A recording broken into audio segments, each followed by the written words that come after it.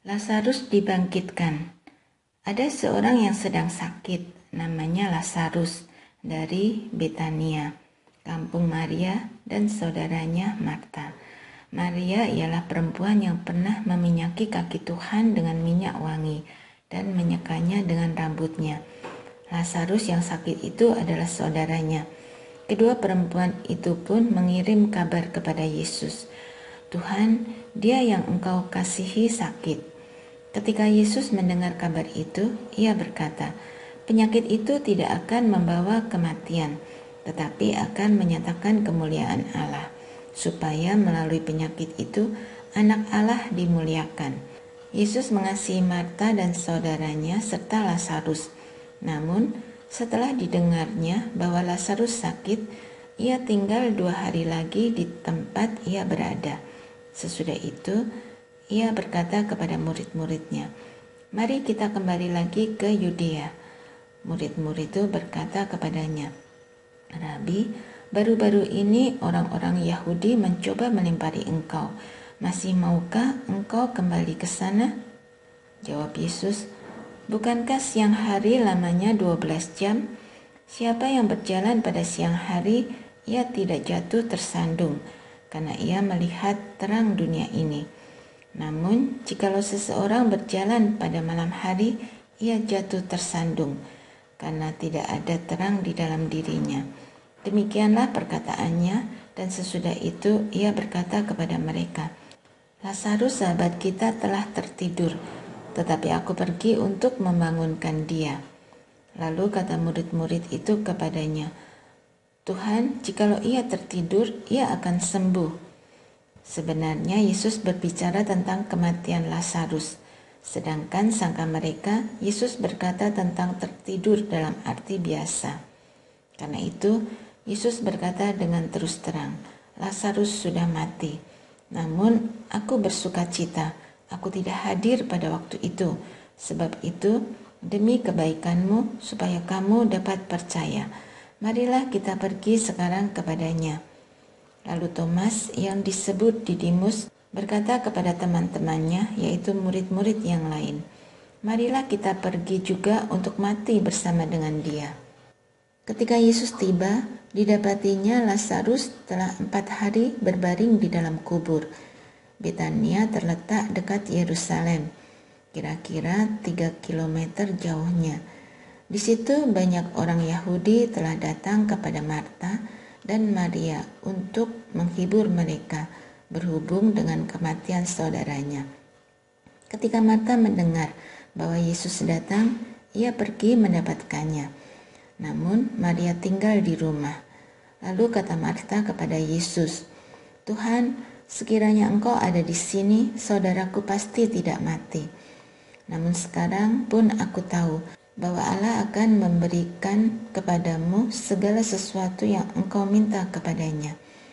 Kata Yesus kepada Marta, "Saudaramu akan bangkit." Kata Marta kepadanya, "Aku tahu bahwa ia akan bangkit pada waktu orang-orang bangkit pada akhir zaman." Jawab Yesus kepadanya, "Akulah kebangkitan dan hidup. Siapa yang percaya kepadaku, ia akan hidup walaupun ia sudah mati. Dan setiap orang yang hidup dan yang percaya kepadaku tidak akan mati selama-lamanya. Percayakah engkau akan hal ini?" Jawab Marta, "Ya Tuhan, aku percaya bahwa engkaulah Mesias, anak Allah, yang datang ke dalam dunia." Sesudah berkata demikian, ia pergi memanggil saudaranya Maria dan berbisik kepadanya, "Guru ada di sana dan ia memanggil engkau."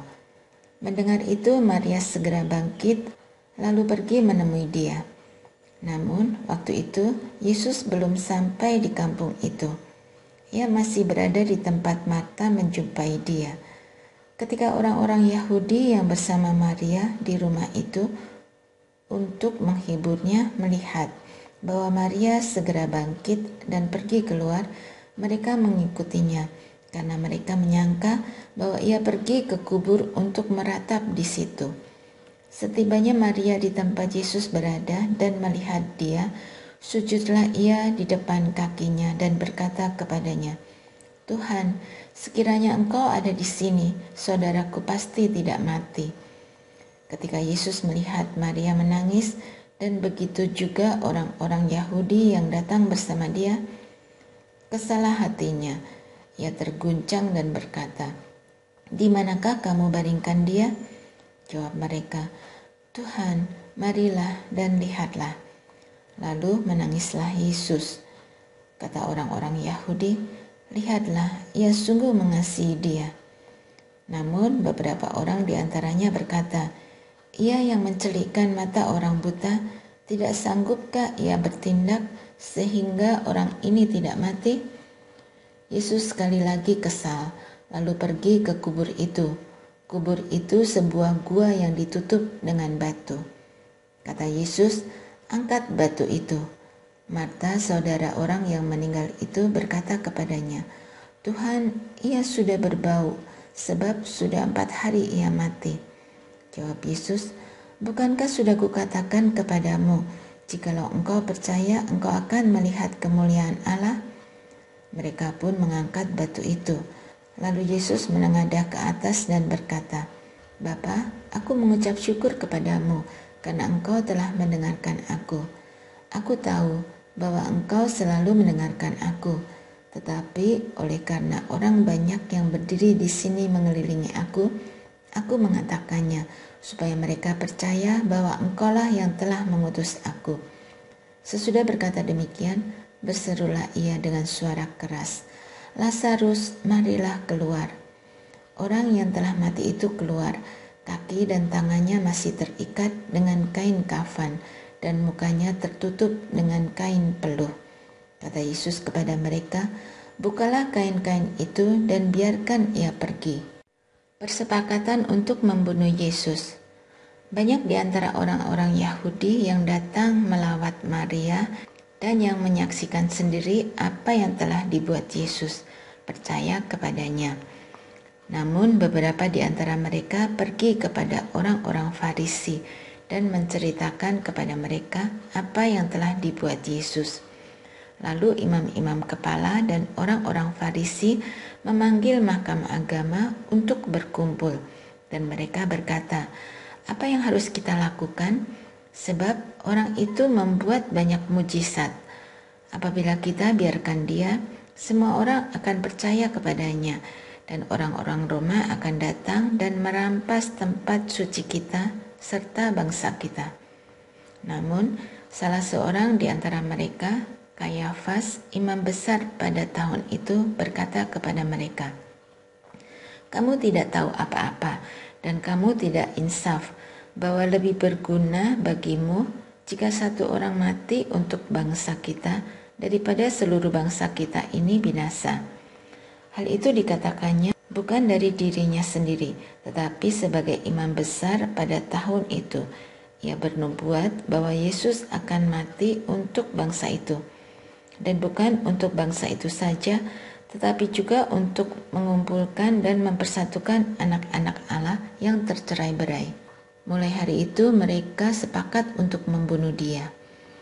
Karena itu Yesus tidak tampil lagi di depan umum di antara orang-orang Yahudi, tetapi ia berangkat dari situ ke daerah dekat padang gurun, ke sebuah kota yang bernama Efraim, dan di situ ia tinggal bersama murid-muridnya.